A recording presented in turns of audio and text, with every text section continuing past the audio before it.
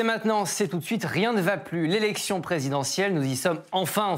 Ça arrive de plus en plus vite, c'est dans un mois maintenant, premier tour le 10 avril. D'ici là, dans Et maintenant 2022, on revient sur les temps forts de la semaine de campagne. Hashtag Et maintenant 2022 si vous souhaitez réagir. Aujourd'hui, et comme à chaque fois, des invités intelligents sont là pour m'accompagner, des invités qui ont des choses à dire, beaucoup de choses à dire.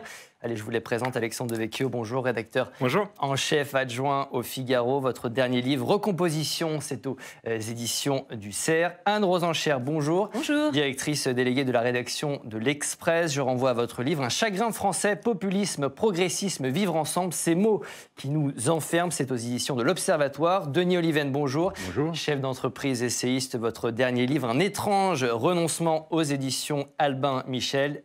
Et Céline Braque, bonjour. Bonjour, pas de livre. Pas de livre, pas encore, peut-être. Directrice générale de Doxa Sondage. Dans cette émission, on se demandera de quoi Emmanuel Macron a-t-il peur. Oui, parce qu'il a peur, disent les autres candidats. Il a peur de les affronter dans un débat télé au premier tour. On se demandera si Jean-Luc Mélenchon est vraiment la tortue de la fable de La Fontaine, s'il peut créer la surprise alors que certains pensent que l'élection est d'ores et déjà pliée. Pliée, c'est peut-être le mot de la semaine. Et puis on comptera les points du match Zemmour-Pécresse. Ces deux candidats ont débattu avec énergie ce jeudi à la télévision. Duel au sommet, non, duel de losers, selon Marine Le Pen. La séance est ouverte. Merci, Président Larcher. Mais d'abord, la première semaine de campagne d'Emmanuel Macron. Le chef de l'État a effectué sa toute première sortie de candidat lundi à Poissy. Poissy, ville dirigée par le maire Carl Olive, un ancien LR devenu proche d'Emmanuel Macron. Le président candidat est allé à la rencontre de Français. Écoutez. Je suis candidat depuis quelques jours, dans un contexte qui est un peu particulier. Comme j'ai dit, je vais présider jusqu'au bout notre pays, puisque c'est le mandat que Français, vous m'avez confié, dans un contexte qui va imposer de continuer à prendre des décisions jusqu'au bout. Et donc, je serai président durant ces jours et ces semaines autant que je le dois, mais je serai candidat à chaque fois que je le peux. Anne, c'est une entrée en campagne réussie pour Emmanuel Macron cette semaine ? Il gère pour l'instant plutôt bien un contexte qui lui est extrêmement favorable. Donc, il y avait quelques arbitrages à faire. La question notamment était de savoir si il faisait que gérer une dynamique qui lui était positive ou si il lançait quand même des thèmes de campagne. Donc on a vu la retraite, l'allongement jusqu'à 65 ans. On a vu aussi l'ouverture d'un dossier sur l'éducation, etc. La question, c'est quand même de savoir non pas comment il doit gérer jusqu'au premier tour du 10 avril prochain, mais plutôt dans la mesure où nous avons affaire à une campagne extrêmement particulière, inédite, singulière, qui est complètement écrasée par l'actualité internationale. Oui, on va en parler. La question, c'est est-ce qu'il n'y a pas un paradoxe ? C'est-à-dire que est-ce que ça ne va pas être un président très bien élu, voire même mieux élu que la première fois, mais pour qui le plus dur est à venir dès après qu'il y ait une espèce de réveil. On reviendra sur cette légitimité, mais c'est vraiment la question, notamment le choix de ne pas faire des débats avec les autres candidats. On peut le comprendre en rythme de croisière, d'ailleurs d'autres présidents avaient décidé de le faire. Aujourd'hui, est-ce que ça ne lui sera pas reproché dans quelques mois ? C'est une vraie question qui se pose. Vous avez teasé un peu toute l'émission. Je tease, moi je suis là pour ça. Alexandre, entrée en campagne réussie pour Emmanuel Macron ? Effectivement, je vais répéter ce qui a été dit. Il bénéficie d'abord, et ça c'est une tradition de sa position institutionnelle, mais elle est renforcée effectivement par l'actualité internationale. La guerre crée un réflexe légitimiste dans une partie de l'opinion. Et il bénéficie d'une troisième chose peut-être, c'est du fait que la recomposition politique dans les oppositions n'est pas achevée, particulièrement à droite. Je pense qu'il y a une décomposition de LR, on en parlera, mais elle est moins entamée que celle du... Moi, j'aimerais qu'on se concentre juste sur cette entrée vraiment dans la campagne. À Poissy, c'était pas un grand meeting, c'est un petit meeting, un peu en petit comité. Voilà, est-ce que c'était la bonne manière de rentrer en campagne ? Sa campagne est d'esquiver la campagne, mais c'est la bonne tactique d'un point de vue purement stratégique. Après, je rejoins ce qu'a dit Anne sur le plan démocratique. J'ai peur que ce soit le retour de refoulé. En réalité, sauf rebondissement qui peut être lié à l'actualité internationale, on ne voit pas très bien ce qui peut lui arriver pour sa réélection. Mais le vrai baromètre, c'est avec le taux de participation. Et là, je crains qu'il soit extrêmement faible et qu'il y ait toute une partie des Français qui ne se sentent pas forcément représentés aujourd'hui et qui soit se détourneront de la démocratie, ce qui n'est pas une bonne chose, soit se révolteront, comme on l'a vu avec la crise des Gilets jaunes. Céline, cette entrée en campagne. Elle est un peu timide et peut-être trop timide tout de même, parce qu'effectivement, il y a ces enjeux, la participation et puis l'après-élection, si le président est bien réélu. Et c'est quand même le moment de s'y mettre un peu et pourquoi pas de prendre quelques risques. Or, cette séquence à Poissy, bon, alors c'est vrai que certains médias ont dit que c'était même un peu triché, puisque des fiches étaient faites à l'avance, que tout le monde avait été bien trié sur le volet. Donc je ne sais pas à quel point le président avait les questions ou pas, ça, mais sans doute. En tout cas, le résultat était préparé en amont. Donc, en tout cas, le résultat était très lisse, très polissé. Alors, on comprend que l'équipe d'Emmanuel Macron cherche à éviter les dérapages. Et je ne pense pas aux dérapages dans la salle, je pense aux dérapages du candidat Macron, puisque on sait que les petites phrases, elles sortent vite, que c'est quelque chose qui est mal vu par les gens, qui considèrent que le président est quelqu'un de brutal. Et donc, il faut éviter ça. Mais là, c'est peut-être un peu beaucoup, c'est-à-dire 200... Bah oui, parce qu'en fait, c'est un exercice dans lequel le président est bon. C'est-à-dire des petits comités comme ça. C'est quelque chose qu'il réussit très bien et il est tout à fait en capacité de répondre à quelqu'un qui va le chercher. Et donc, c'est un peu dommage parce que le résultat, ça donne un truc dont les gens se moquent un peu en disant que c'était hyper propre et trop bienveillant. Trop propre, Denis. Voilà. Non, moi, je pense qu'il fait ça brillamment. Franchement, je veux dire, quoi qu'on pense de lui, tactiquement, il gère son truc brillamment. D'abord, il faut quand même comprendre qu'il y a une situation très particulière, tout le monde l'a dit, mais pendant que les autres candidats sont tous à leur campagne électorale, lui, il est quand même tout à sa campagne de Russie. C'est son sujet majeur. Et c'est ça que les Français attendent de lui. Et donc, s'il donnait si peu que ce soit le sentiment de privilégier la politique politicienne par rapport à ces enjeux-là, il serait assez durement sanctionné. Donc, il a raison de faire de cette question la question majeure et de la question électorale la question mineure. Il est dans la situation de Clémenceau. En politique intérieure, je fais la guerre. En politique extérieure, je fais la guerre. Je fais la guerre. Ok, mais les Français attendent peut-être aussi un programme. Anne l'évoquait tout à l'heure. Pour l'instant, il n'y a pas de programme très détaillé. Vous savez ce que disait, je me souviens de ce que Chirac disait, Jacques Chirac. Oui, on peut dire Chirac maintenant qu'il est décédé, donc on n'est pas obligé de mettre le prénom. Ce que Jacques Chirac disait, je crois que c'était dans sa campagne contre Balladur, c'est conseiller, le pressait d'élaborer un programme. Et lui s'y refusait. Il avait d'ailleurs publié un petit livre étrange. Et alors les types lui disaient, mais président, il faut que vous publiez un programme. Il disait, publiez un programme, mais vous voulez vraiment que je sois battu?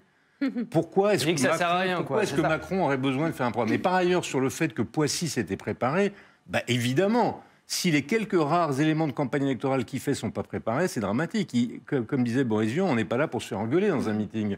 On est là pour se faire mousser, on n'est pas là pour se faire... Le programme de Macron, c'est Macron, il est là pour se faire... Oui, mais un peu bousculé. Allez-nous, Alexandre. Non, mais c'est pas la question du programme. Là-dessus, je suis assez d'accord avec Denis Oliven. C'est plutôt la question de chercher dans cette réélection la relégitimation. Enfin, concrètement, une campagne présidentielle, enfin, une élection présidentielle sans campagne, c'est complètement antithétique avec l'esprit de la Ve République. La Ve République est fondée tout entière sur le fait que l'homme de la nation choisit par elle-même pour présider à son destin, rendre compte de son destin même, c'est quand même ce qui fonde toute la cohésion, le rassemblement, l'union du peuple français qui n'a pas, comme l'Espagne ou l'Allemagne, un fonctionnement avec les Länder ou les régions qui jouent un rôle extrêmement important politiquement. Tout est remonté au pouvoir central, à l'État. Vous dites que c'est la personnalité qui compte plus que le plus programme. Plus que la personnalité, je dirais, c'est la légitimité dont bénéficie le président de la République dans la Ve République. Et moi, ce que je crains, mais ça n'est pas écrit par avance, en effet, ce que je crains, c'est que pour l'instant, en effet, il y a un côté légitimiste du fait que notre président fait la guerre et donc il y a un côté qui nous protège surtout, donc qu'il soit concentré sur le front ukrainien, mais quand la guerre sera passée, espérons-le, dans quelques mois, et que nous serons avec le président Macron probablement réélu, il risque d'y avoir un réveil en termes de légitimité. Je pense que nous étions déjà dans une crise de la légitimité et de la représentativité. En 2017 depuis longtemps. En 2017, on parlait déjà d'Emmanuel Macron, l'homme sans programme. Je ne sais pas si vous vous en rappelez. C'est encore le cas aujourd'hui? Oui, peut-être même plus que jamais, parce que je trouve qu'en 2017, il y avait une vision qui est plus du tout celle d'aujourd'hui, hein, la Startup Nation, le nouveau monde. On voit bien qu'il a été rattrapé par l'histoire, le président de la République, mais je ne sais pas tellement quelle est sa vision. Et il y a un moment donné où je pense que les Français ont besoin de le savoir. Dans sa lettre, on voit qu'il se parjure d'une certaine manière, parce qu'effectivement, la mondialisation heureuse, c'est plus le cas. Donc, il veut un État fort, protecteur, mais on ne sait pas par quel chemin il le prend. Par exemple, sur la question européenne, j'aimerais qu'il nous dise ce qui fait s'il rompt totalement avec sa vision initiale, qui était celle d'un fédéraliste. Je crois que c'est tout l'inverse. En réalité, ou est-ce qu'il veut faire l'État fort par l'Europe fédérale? Et là, ça me paraît être une utopie dangereuse, et ce serait bien qu'ils puissent en débattre avec les autres candidats. Mais je rejoins ce qui a été dit, le problème de la légitimité. La vraie question de cette élection, c'est va-t-on ou non vers un scrutin censitaire? C'est un peu provocateur ce que je dis, mais Emmanuel Macron avait déjà été élu avec une base très faible. Aux législatives, on était au-dessus des 50% d'abstention, ce qui était un record. Si c'était le cas, Emmanuel Macron, finalement, serait le président d'une partie des Français, et il aurait 70% des Français contre lui, d'autant plus que c'est quelqu'un qui est radical dans son approche, qui n'essaie pas de réconcilier. Et ça, je pense que pour la suite, même pour lui, ça va être très compliqué de gouverner.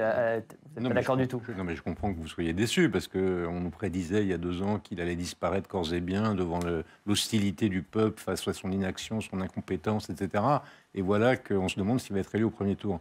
Moi, je ne crois pas que l'esprit des institutions de la Ve République, ce soit un programme. L'esprit, c'est la rencontre d'un homme et du peuple. L'homme, on le connaît, on l'a vu à l'œuvre depuis 5 ans, et on le voit encore à l'œuvre. Donc, je ne pense pas que les Français vont faire un choix aveugle. En 2017, c'était un choix dans lequel il y avait une incertitude, mais maintenant ils savent tout de lui, ses défauts et ses qualités.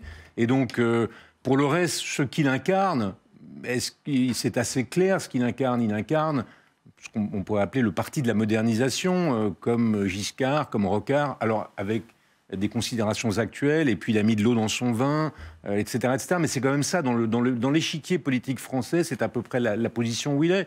Et c'est pour ça que les Français qui veulent voter pour lui voteront pour lui. Est-ce qu'il sera légitime avec 25%? Mais de toute façon, dans le mécanisme actuel des élections, avec les systèmes de représentation que nous avons, le premier tour, vous avez 25% et vous avez la majorité au second tour. Donc il n'aura ni plus ni moins.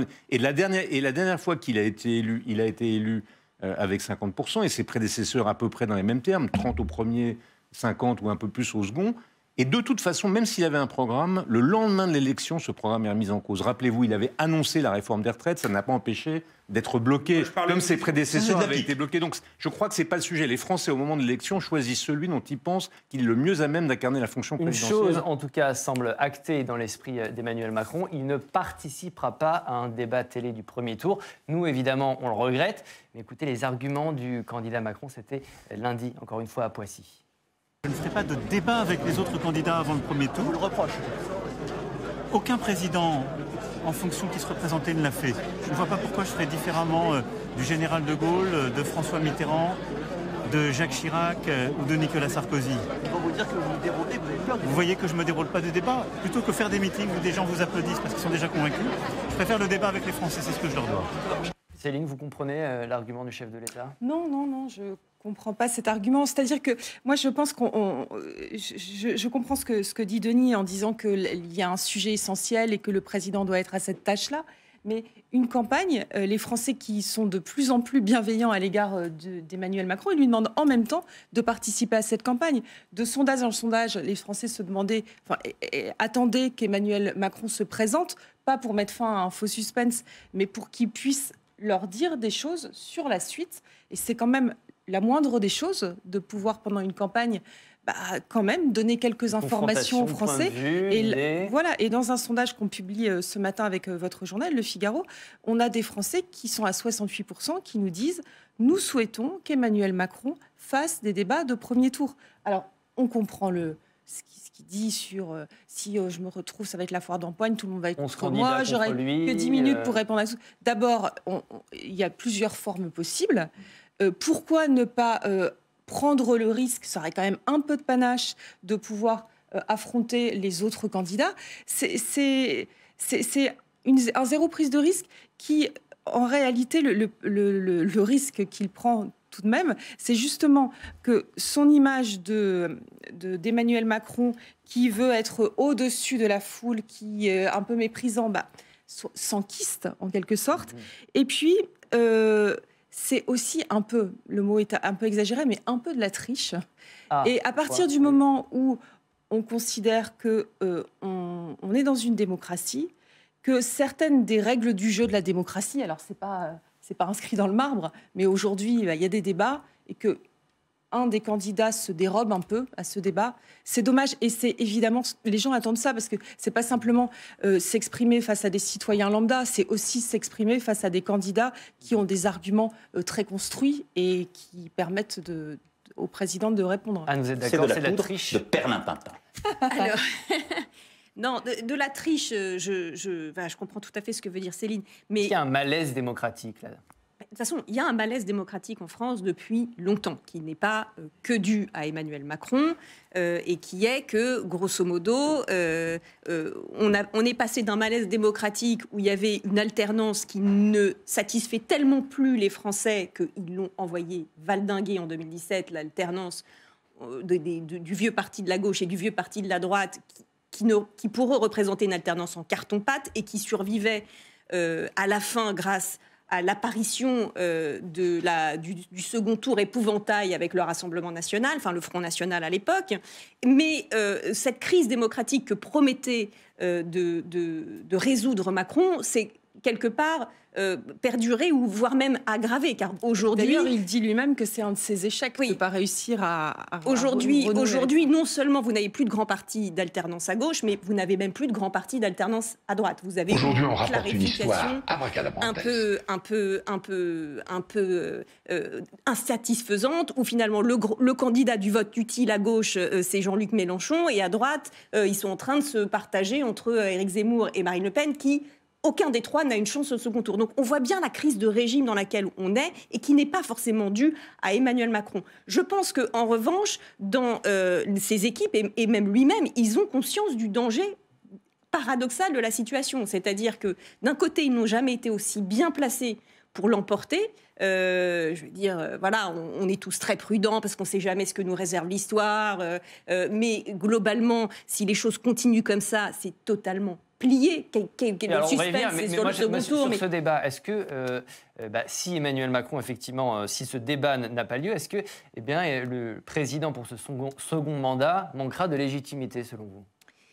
Je pense que c'est un risque. C'est un risque, alors même qu'il sera mieux élu. Je suis d'accord avec ce que dit Denis Oliven. Mais le problème, c'est que comme nous n'allons pas avoir de campagne, on ne sait pas quel va être le taux d'abstention. Donc il risque d'être mieux élu, mais bizarrement d'avoir un problème de légitimité après sur les questions franco-françaises, et notamment sur les questions qui taraudent en gros le divorce entre le peuple et les élites, sur lequel il a commencé de faire des virages, mais ça n'est pas abouti et qui est complètement passé à l'as. C'est normal parce que les gens sont accaparés par une inquiétude, une sidération qui nous vient de la situation géopolitique. Alexandre, une réélection sans débat, c'est explosif ? Oui, moi je pense que c'est explosif et ça me permet de répondre à Denis Oliven qui présente Emmanuel Macron comme l'homme de la deuxième gauche. Je pense que c'est ce qu'il voulait être, mais en réalité, c'est une très vieille idée, la deuxième gauche, pardon. Non, j'ai pas dit la deuxième gauche, j'ai cité Giscard. Bah oui, Giscard, Rocard, donc c'est assez obsolète. Giscard, la deuxième gauche, non. Je crois que... Franchement pas. Oui, on voit ce que vous voulez dire, un libéralisme modernisateur, et je pense que Emmanuel Macron lui-même a compris que ça ne tenait plus. Ça a été dit, il fait un virage pour essayer de... il a bien compris qu'il y avait un problème avec ce logiciel modèle politique là, mais le virage, il ne le fait pas complètement. Et moi, j'ai l'impression qu'il est surtout, et ça rejoint votre question sur le problème démocratique, devenu le président du parti de l'ordre et de la peur. La peur face aux gilets jaunes du désordre, la peur face au Covid, la peur de la Troisième Guerre mondiale aujourd'hui. Donc il y a toute une partie de la population qui a peur et qui se dit on a trop de choses à perdre et qui se rassemble derrière Emmanuel Macron. La population a peur, mais j'aimerais vous faire comme protecteur écouter, et toute une autre partie de la population n'est pas dans cette logique. Jean Lassalle, Alexandre. Jean Lassalle qui était sur le plateau de Public Sénat ce mardi. Écoutez sa lecture du début de campagne d'Emmanuel Macron. Il a toujours eu peur des gens. Vous savez, il n'est pas à l'aise. Il lui faut des salles bien prêtes, comme les maires. Et commencer à Poissy... Il n'avait pas l'air très mal à l'aise à Poissy, quand même. Oui, mais enfin, regardez les images de près. C'était des petites questions bien gentillettes. Ce n'est pas du tout des questions à la Mélenchon. Vous voyez ce que je veux dire? Mais il a peur de lui. Et ça ne guérit pas en un mois. Il a un problème de calage entre ses niveaux d'intervention internationaux et la réalité d'une campagne. Or, comment les Français n'ont quand même pas perdu toute notion politique. Et ils vont quand même vouloir avoir un minimum de sentiments sur le président qu'ils vont réélire. Moi, je vous dis que cette affaire n'est pas terminée parce que c'est Macron lui-même qui est le plus dangereux adversaire pour Macron. Denis, Emmanuel Macron, il a peur de ce débat télé? J'aime bien la transformation de Jean Lassalle en Jacques Lacan. Psychanalyste d'Emmanuel Macron. Non, franchement, je ne crois pas que c'est le sujet. D'abord, Emmanuel Macron est un excellent débatteur. Vous me placez dans la position d'être l'avocat d'Emmanuel Macron, ce qui me gêne. Il va falloir que je le critique à un moment donné pour pas qu'on me soupçonne de parti pris. Mais non, il est un excellent débatteur. Il a démontré sa capacité dans de nombreuses circonstances à le faire. Je crois que c'est pas le sujet. Le sujet, c'est que peut-être qu'il n'a pas envie de prendre de risques non plus. Il y a un risque. Quand on est si haut dans les sondages, peut-être qu'on n'a pas envie il n'a pas envie de prendre un risque. Et puis, une fois encore, il est le président de la République. Donc, pour être candidat, vous n'en êtes pas moins le président de la République. Et donc, il y a une difficulté à être les deux parce que c'est très difficile de se faire traiter de tous les noms le soir par Poutou et Dupont-Aignan. Et puis le lendemain, d'avoir une discussion avec Poutine et Erdogan. Sans vouloir, c'est pas une attaque contre Poutou et Dupont-Aignan, mais c'est quand même très difficile de débattre le matin avec des nains, entre guillemets, et de combattre le lendemain des géants. Donc il a cette difficulté, c'est ce qu'au Moyen-Âge on appelait le double corps du roi. Il y a un corps symbolique et un corps réel. Le corps réel, c'est Emmanuel, le candidat. Le corps symbolique, c'est Macron, le président de la République. Et il a besoin d'une autorité très forte dans les circonstances qui sont les siennes aujourd'hui. Il ne peut pas abîmer cette autorité. Les contraintes de la campagne électorale ne peuvent pas saper l'autorité du président de la République. Alors, ça et donc, au-delà des sujets qui sont, est-ce que c'est tactiquement bien de le faire ou pas le faire, il doit préserver absolument l'institution qu'il incarne, et surtout par les temps qui courent. Il ne peut pas être abîmé dans les semaines qui viennent parce qu'il a besoin de son crédit et de son autorité dans des débats internationaux qui sont vitaux. Ça m'amène à cette question. Est-ce que les jeux, finalement, sont déjà faits dans cette élection? Emmanuel Macron va-t-il être réélu haut la main sur fond de guerre en Ukraine? Ou pour le dire autrement, est-ce que cette élection est déjà pliée? Pas du tout, nous dit le candidat Macron. Écoutez-le. Mais est-ce que c'est pas un peu plié?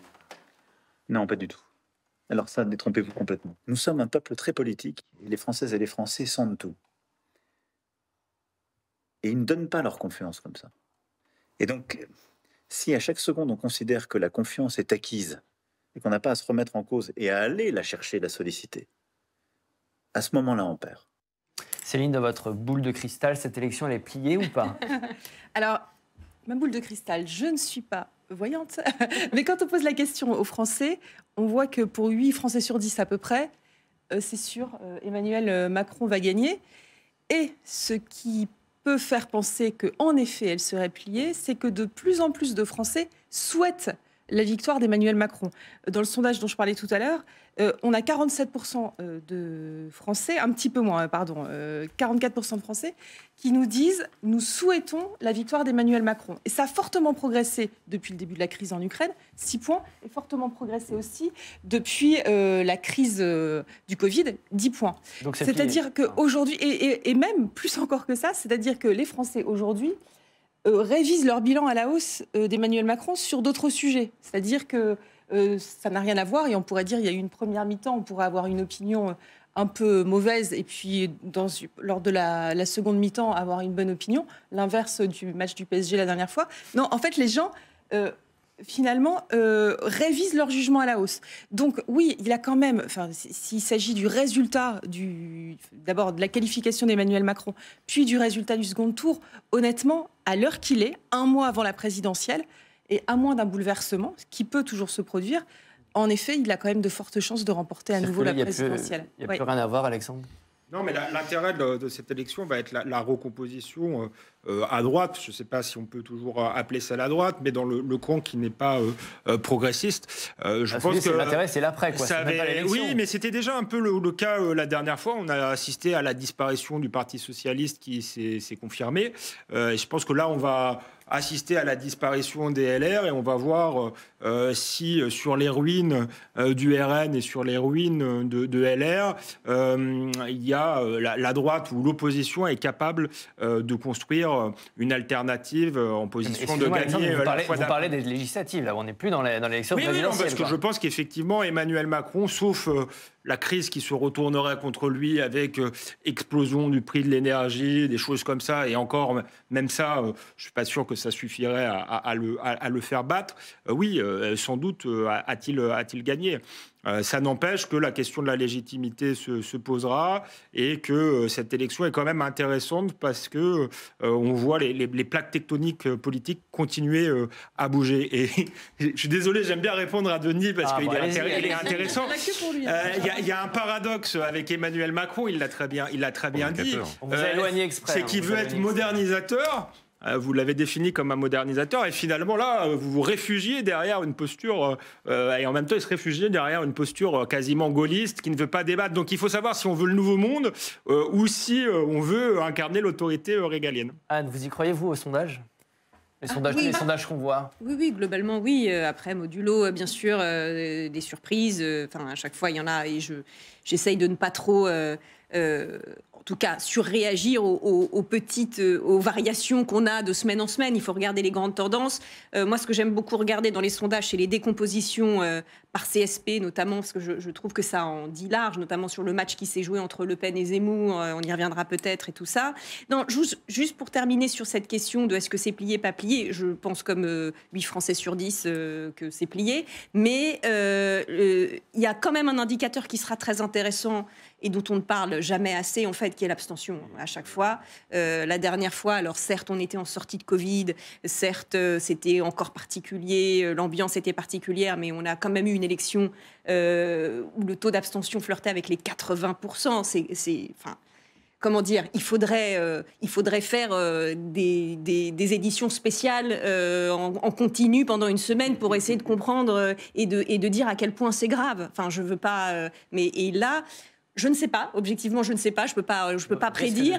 Mais dans ce qu'on disait tout à l'heure, qu'on considère que c'est bien, pas bien, chercher, pas chercher, la question de la légitimité et de la difficulté éventuelle du second mandat qu'il aura pour exercer la fonction présidentielle, elle va aussi résider dans le taux de participation à l'élection, je pense. Plus il sera élevé, plus il aura la légitimité démocratique, c'est évident. Sur ce risque de démobilisation, peut-être même dans le camp Macron. Alors, on va écouter peut-être le député Sacha Houlié. Il a rencontré Emmanuel Macron cette semaine et il pointe ce risque précisément d'une démobilisation des troupes. Il nous a demandé de faire campagne dans les prochains jours et de considérer qu'aucune voix n'est acquise, que rien n'est fait sur le terrain et qu'il attend des parlementaires de sa majorité qui soient les premiers militants, comme ils l'ont été déjà en 2016. Et donc, sur ces questions-là, nous avons répondu présent et c'est ce que nous allons faire dès demain. Du coup, Denis, le vrai risque pour Emmanuel Macron, la démobilisation ? Non, je crois qu'il joue à se faire peur. Lui, quand il dit que, attention, rien n'est joué, et eux, quand ils savent très bien que, pour une raison très simple, c'est que la campagne le match se joue à Kiev. Il ne joue pas tellement à Paris. Au fond, quelle est la question ultime qu'on se pose avant de voter pour un président de la République ou une présidente de la République ? C'est est-ce qu'il va être capable de gérer la question d'appuyer sur le bouton nucléaire. C'est vraiment parce que c'est une question, c'est pas une question contingente, c'est une question nécessaire, c'est la vie ou la mort. Et donc, quand vous êtes le président, est-ce que c'est un barreur pour temps calme ou est-ce que c'est un barreur pour tempête ?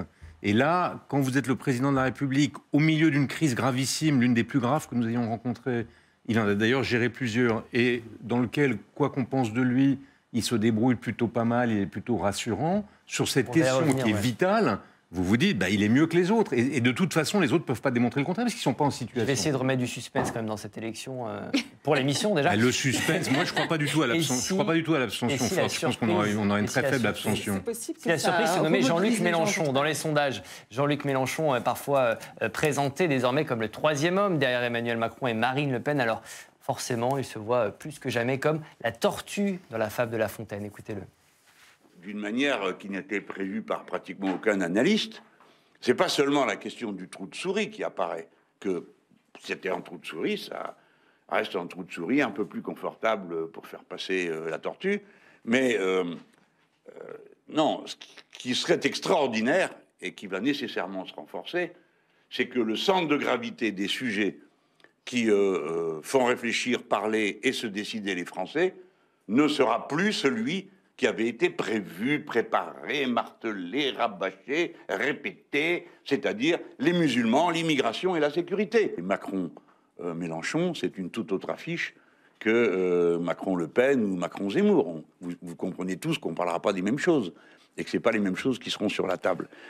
Céline, il y a une dynamique de la tortue. Une petite dynamique de la petite tortue, oui. Mais je ne suis... Alors, vous n'êtes pas raisonnable. La surprise pourrait être... que Jean-Luc Mélenchon passe, pourquoi pas, devant Valérie Pécresse et Éric Zemmour, c'est tout à fait possible. Qu'il se qualifie pour le second tour, ce n'est pas vraiment ce qui se passe en ce moment. C'est-à-dire qu'en ce moment, il est autour des 10-13, Marine Le Pen reste assez solide autour des 15-18. Donc voilà, et la dynamique... pour le moment, mais elle me paraît pas suffisamment forte. Et il faut voir quel est le potentiel de Jean-Luc Mélenchon. Le potentiel, quand on regarde les gens qui se positionnent sur l'axe gauche-droite, aujourd'hui, on a 20% de Français qui se positionnent sur l'axe à gauche.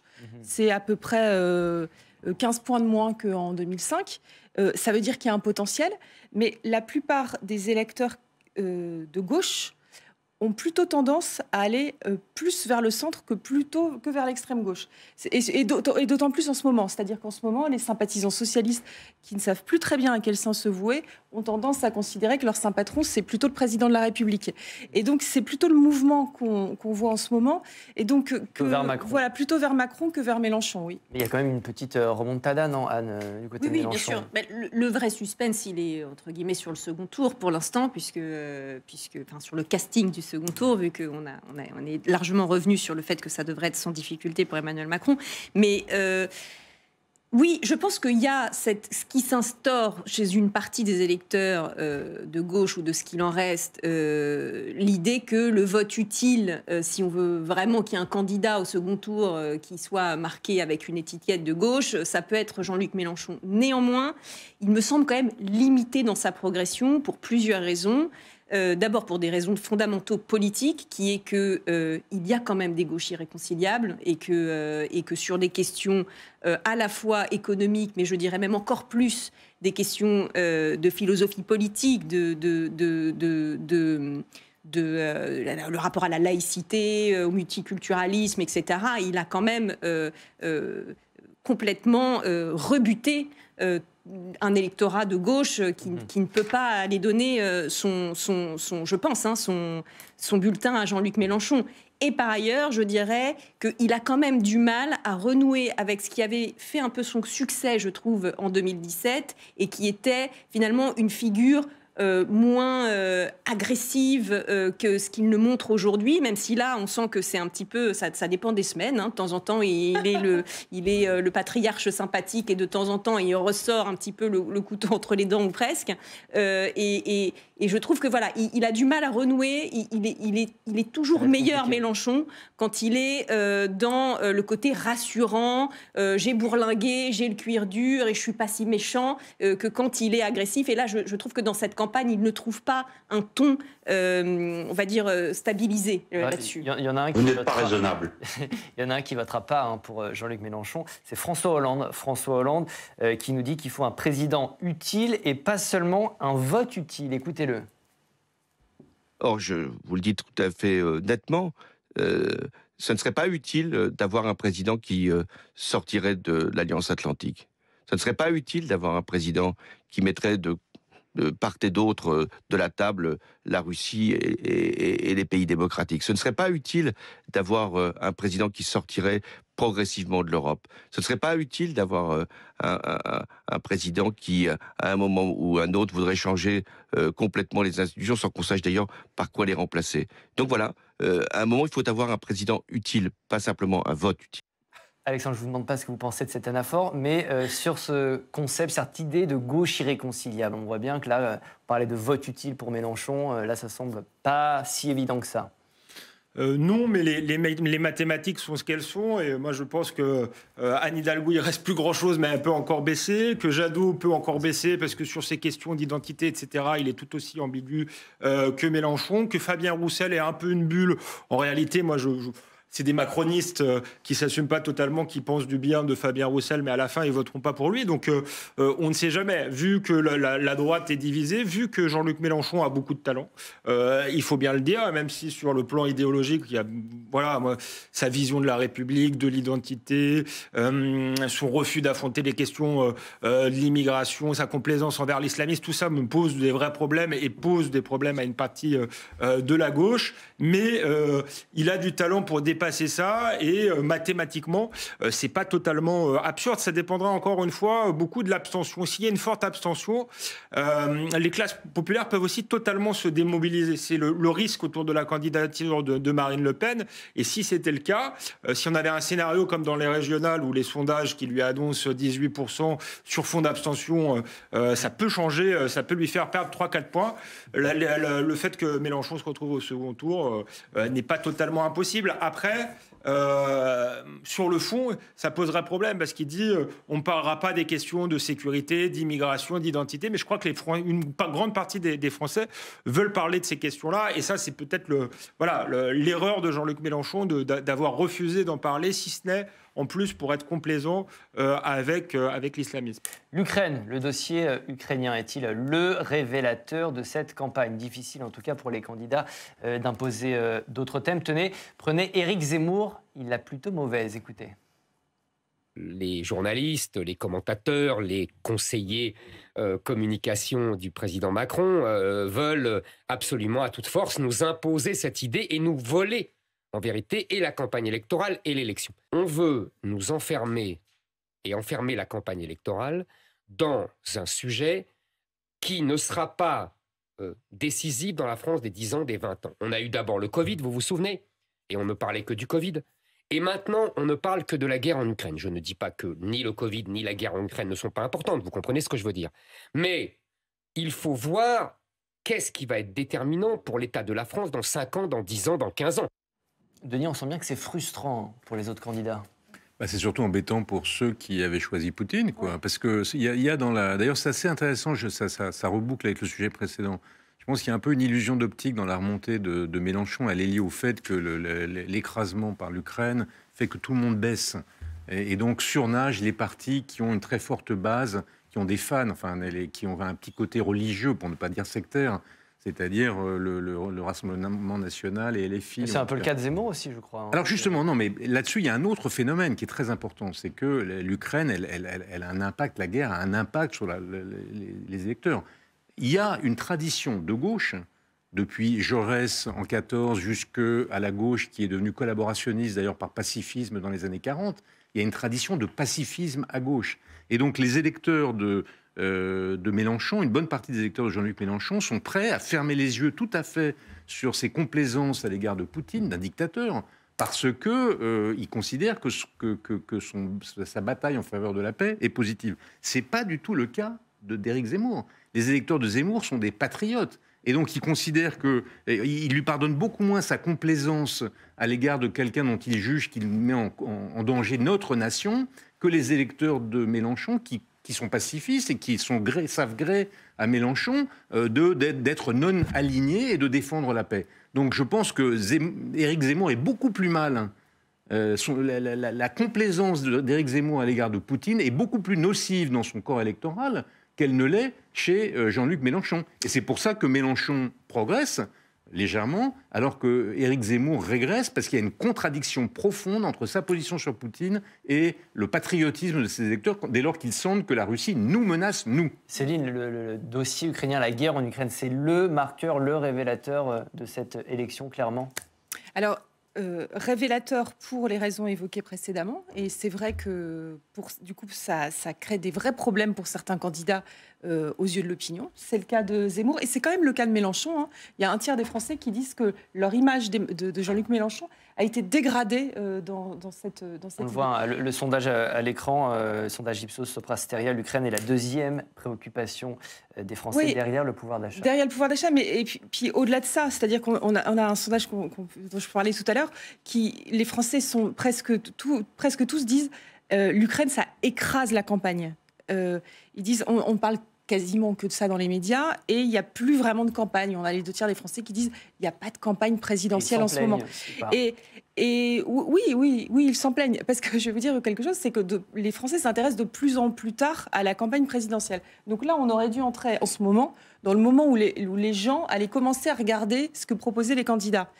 Et on avait fait un sondage pour vous, pour Public Sénat, récemment sur Yannick Jadot, par exemple. Oui. C'est un bon exemple, où on voyait que quand on testait les propositions de Yannick Jadot, il y en avait pas mal qui recueillaient l'assentiment des Français, mais on leur apprenait que Yannick Jadot proposait d'augmenter le SMIC, de mettre une TVA 0 sur des produits bio. Ils trouvaient ça plutôt pas mal. Ça mesure sur la chasse, fermer le week-end et pendant les vacances, les gens sont d'accord. Sauf que les gens ne connaissent pas du tout ces mesures.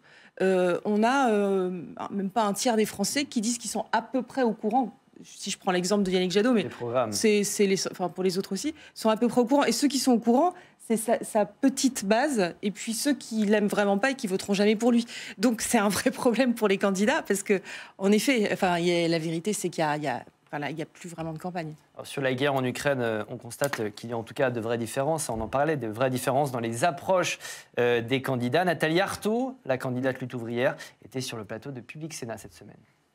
Je dois avouer que je suis révoltée de voir que finalement c'est le camp occidental impérialiste qui a contribué grandement à plonger l'Ukraine dans cet enfer-là. Pour vous, les responsabilités sont partagées? Ah, bien sûr qu'elles sont partagées. Bien sûr. L'OTAN a ceinturé la Russie, l'Occident et la Russie? Clairement, c'est Poutine qui a fait le pas décisif vers cette guerre fratricide. Mais l'engrenage, il a été mis en place par cette rivalité. À la fois un camp impérialiste avec les États-Unis et l'OTAN qui a poussé pour s'étendre jusqu'aux frontières de la Russie en développant les bases militaires, etc. etc.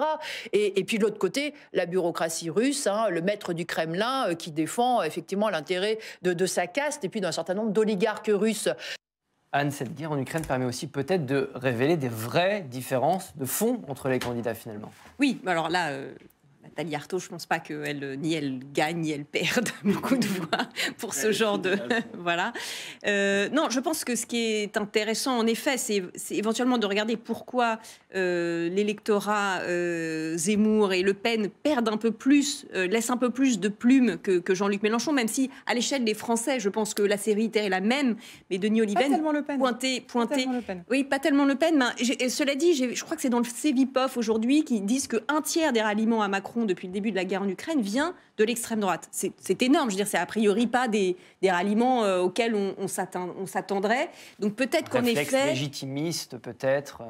Mais pour ce que disait Denis Oliven, c'est-à-dire l'idée que finalement, s'il y a menace sur la nation française, il vaut mieux prendre quelqu'un qui visiblement s'en sort pas si mal.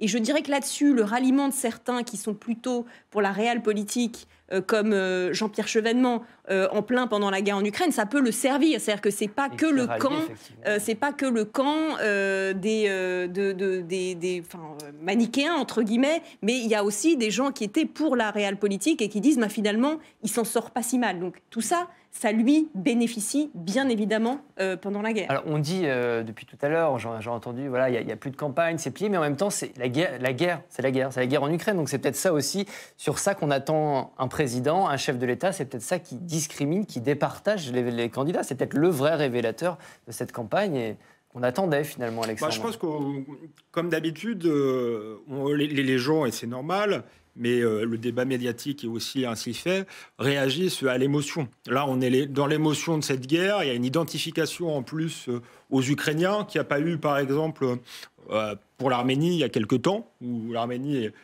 c'est pas le même enjeu stratégique, mais c'est à peu près la même situation avec Erdogan. Donc il y a cette émotion-là. Maintenant, quand on va sortir de l'émotion dans quelques mois ou dans quelques semaines, qui aura les conséquences économiques, il est possible qu'une partie de la population soit moins batte en guerre, se dise même qu'on a peut-être été entraîné dans une guerre qui n'est pas la nôtre. C'est aussi une option. Mais là, dans l'émotion, dans la peur, hein, j'entendais Denis Oliven nous dire qu'on était au bord d'un affrontement nucléaire. Effectivement, il y a ce réflexe légitimiste. Moi, je ne suis pas persuadé qu'on soit au bord d'un affrontement nucléaire. Et donc, voilà, ça profite à Emmanuel Macron. Et c'est dommage qu'on ne soit pas capable d'avoir un vrai débat de fond sur cette question. Anne parlait de Jean-Pierre Chevènement tout à l'heure. C'est intéressant parce qu'on nous fait croire qu'il y avait d'un côté des gens qui étaient au garde à vous derrière Vladimir Poutine et d'autres qui étaient des anti-Poutine. C'est plus compliqué que ça. Il y a des gens qui avaient une vision réaliste, qui pensaient que face à la menace chinoise, il fallait rallier la Russie à nous, qu'il fallait négocier, etc. Non, on ne va pas refaire le débat. Et c'était une des erreurs d'Éric Zemmour d'essayer justement de le refaire parce que ce n'était pas le moment. Je pense qu'il faut être manichéen dans ce type de moment. Mais clairement, on est dans un moment manichéen. Et je pense que le politique, c'est celui qui s'extrait du manichéen. Alors, un moment manichéen cette semaine. Zemmour-Pécresse, l'heure des explications. C'est notre dernier thème ce jeudi. Les deux candidats débattaient dans un face-à-face présenté comme celui de la dernière chance. Ils sont tous les deux décrochés dans les sondages. Alors forcément, l'énergie du désespoir, ça fait parfois du bruit et quelques étincelles. Il y a l'esprit munichois. Vous savez, l'esprit munichois, c'est l'esprit qu'ont eu les démocraties européennes en 1938, quand Hitler a envahi l'Autriche et la Tchécoslovaquie. L'esprit munichois, c'est finalement être défaitiste. C'est dire que l'Ukraine n'existe pas, que l'Ukraine, c'est la base arrière de la Russie, comme vous l'avez fait, monsieur Zemmour. C'est aussi être fasciné par la force d'Hitler. Là, la force de Poutine, c'est dire que Poutine est un démocrate, comme vous l'avez encore fait il y a quelques jours. Madame Pécresse, vous avez dit vous-même, il y a 2 jours, vous-même, il y a une semaine que c'était un démocrate autoritaire. Non, faux. La veille de l'intervention. C'est complètement faux. Si, Madame Pécresse. J'ai dit que c'était un dirigeant autoritaire. Oui. J'ai pas dit que c'était un démocrate. Jamais j'aurais dit que c'était un démocrate. Il emprisonne ses opposants. Mais si justement vous avez enlevé dictateur. Alors j'ai dit qu'il était un dirigeant autoritaire. C'est pas un démocrate. Moi, je ne vous ai pas interrompu, pas du tout. Zemmour, Pécresse, l'un des deux a-t-il encore des chances d'être au second tour? 2 invités sur ce plateau ne sont pas d'accord, mais alors vraiment, vous allez voir, pas du tout d'accord. D'un côté, Alexandre, de l'autre, Anne. Vous avez 45 secondes chacun. Anne, vous commencez pour vous. On a vu un peu un débat de loser hier. Hein. Oui, enfin, je pense qu'ils sont ni l'un ni l'autre en capacité d'être au second tour. Valérie Pécresse, pour des raisons qu'on a commencé d'expliquer tout à l'heure, qui est qu'elle est victime du casse-noix qu'avait théorisé Jean-Luc Mélenchon pour le PS en 2017, c'est-à-dire d'un côté Macron, de l'autre côté Jean-Luc Mélenchon qui écrabouillait le PS. Là, c'est la même chose avec Macron d'un côté et les deux candidats d'extrême droite de l'autre. Donc, pour moi, politiquement, quelles que soient ses performances à elle, et elles ne sont pas toujours très bonnes, elle est hors de ce champ pour cette fois-ci. Modulo tout ce qui peut arriver et que nous ne pouvons pas prévoir. Quant à Éric Zemmour, je pense qu'il n'est pas du tout sur une bonne dynamique et qu'il s'enferme dans des erreurs absolues. Voilà. Mais que de toute façon, je finis juste là-dessus, il joue, quoi qu'il arrive, la recomposition après. Et ceux qui le rallient aujourd'hui, alors qu'il plafonne bien en dessous de Marine Le Pen dans les sondages, jouent également la recomposition d'après. Je vous ai compris. Voilà, il vous a compris. Alexandre, est-ce que vous avez compris Anne? Oui, moi j'ai compris Anne. Désolé pour le débat radicalement opposé, mais il se trouve qu'on est pratiquement d'accord sur tout. Je pense que le temps des Républicains est terminé, que d'une certaine manière, ils méritent de mourir vu leur incapacité à trouver une ligne politique et vu leur médiocrité, on l'a vu la dernière fois. Je pense que le rôle historique que s'est attribué Éric Zemmour, c'est de fracasser et les Républicains et RN pour jouer la recomposition le coup d'après. Je pense aussi que Marine Le Pen a un avantage puisqu'a priori, elle a su séduire les classes populaires, ce que n'a pas su faire Éric Zemmour, ce qui a été le point faible et la déception de sa campagne. Le seul nuance que j'ai avec Anne, c'est que je pense que c'est pas entièrement perdu pour lui, parce qu'on a dit tout à l'heure qu'il pourrait y avoir une abstention massive. Si les classes populaires ne se déplacent pas, ça va jouer sur la mobilisation. Or, l'électorat d'Éric Zemmour est le plus mobilisé. Et malgré ce débat et malgré ses erreurs, il a quand même fait une bonne campagne dynamique où il a su entraîner au moins sa base avec lui. Et donc, si ça change sur la base, il a une petite chance. Vous avez entendu le gong, Alexandre? Oui. J'avais pris du rap moi-même. Je vais donner la parole à quelqu'un qui est souvent d'accord avec vous, hein, Denis. Vous êtes d'accord avec Alexandre? D'accord sur beaucoup de choses. Non, mais en l'occurrence, sur ce sujet. Non, mais sur le débat. Peut-être allons sur le débat. On disait que Éric Zemmour allait croquer Valérie Pécresse. Est-ce que vous avez vu hier, vous aussi? Non, mais bon, vous savez que dans les débats, c'est très difficile de... Valérie Pécresse a du métier, donc elle a de l'expérience. Elle est d'ailleurs bien meilleure en débat qu'elle ne l'est sur les tréteaux d'un meeting, parce que ses défauts de communication sont moins visibles. Mais je pense qu'ils se battent avec un problème de positionnement l'un et l'autre qui ont été évoqués et qui rend ce débat moins attractif qu'il ne l'aurait été en d'autres circonstances. Ça préfigure ce que va être, c'est ce que vous avez dit l'un et l'autre, et je suis d'accord, ça préfigure ce que va être la suite. Le mantra d'Éric Zemmour, c'est « je vais dissoudre le FN et le RN, pardon, et les Républicains, et recomposer une force bipartisane, enfin droite, extrême droite, qu'on attendait depuis si longtemps, et que la personnalité de Marine Le Pen, enfin des Le Pen empêchait, voilà. Est-ce qu'il va y parvenir? J'en sais rien, mais j'ai l'impression que maintenant, sa bataille, c'est plus tellement la bataille pour la présidentielle, c'est plutôt la bataille pour le coup d'après. Céline, sur ce débat, sur cette deuxième place, est-ce que Pécresse, Zemmour, l'un des deux peut encore arriver au second tour? Non, je n'y crois pas beaucoup. Ils sont à peu près dans les mêmes étiages en ce moment, donc c'est difficile de savoir qui sera devant l'autre. Pour Éric Zemmour, aujourd'hui, il est au mieux à 4 points de Marine Le Pen, au pire à 6 points, peut-être que ça va même encore s'écarter. L'électorat le plus sûr, c'est même celui de Marine Le Pen, encore plus que celui d'Éric Zemmour, donc c'est difficile. Et pour Valérie Pécresse, une des attaques de Zemmour, c'était la Madame du Fer, mais on ne sait pas exactement ce qu'elle va faire. Et ça, oui, c'est-à-dire que c'est vrai que ça touche vraiment là où ça fait mal, parce que finalement, là où elle avait des possibilités quand même d'aller grappiller de l'électorat, c'était sur l'électorat d'Emmanuel Macron en réalité. Parce que c'était l'électorat le plus facile à récupérer, parce qu'il y a beaucoup de gens qui votaient à droite, qui se sont mis à voter Emmanuel Macron et qui ont l'intention de voter Emmanuel Macron. En étant très forte sur l'économie, ce qui est une de ses, en plus de ses valeurs fortes, enfin, elle aurait pu aller récupérer l'électorat, elle a un peu brouillé les cartes en allant chercher les mots de Zemmour, alors que là, pour le coup, récupérer de l'électorat qui est soit chez Zemmour, soit chez Marine Le Pen, bonjour, il faut vraiment se lever de bonne heure. Anne. Oui, juste pour qu'on comprenne bien, quoi qu'il arrive, même si c'est Marine Le Pen qui est au second tour, il y aura une recomposition de la droite et de l'extrême droite après. Pourquoi? L'essentiel de la stratégie d'Éric Zemmour à son égard a été de la considérer comme, vous savez, moi, un de mes livres préférés, c'est le livre de la jungle de Kipling, et dedans, il explique ce que c'est que la notion du loup mort, c'est-à-dire le chef de clan, qui sont des loups dans le livre de la jungle, quand il rate sa proie, il est appelé pour le temps qui lui reste à vivre, et ce n'est guère le loup mort, puisqu'il sera exécuté au prochain Conseil. Marine Le Pen, ça va être sa 3e élection présidentielle. Elle avait d'ailleurs, oui, ça fait 3 fois. Elle avait en plus d'ailleurs raté sa proie lors de la précédente élection devant près de 15 millions de Français dans un entre-deux tours catastrophique pour elle, et un débat d'entre-deux tours catastrophique.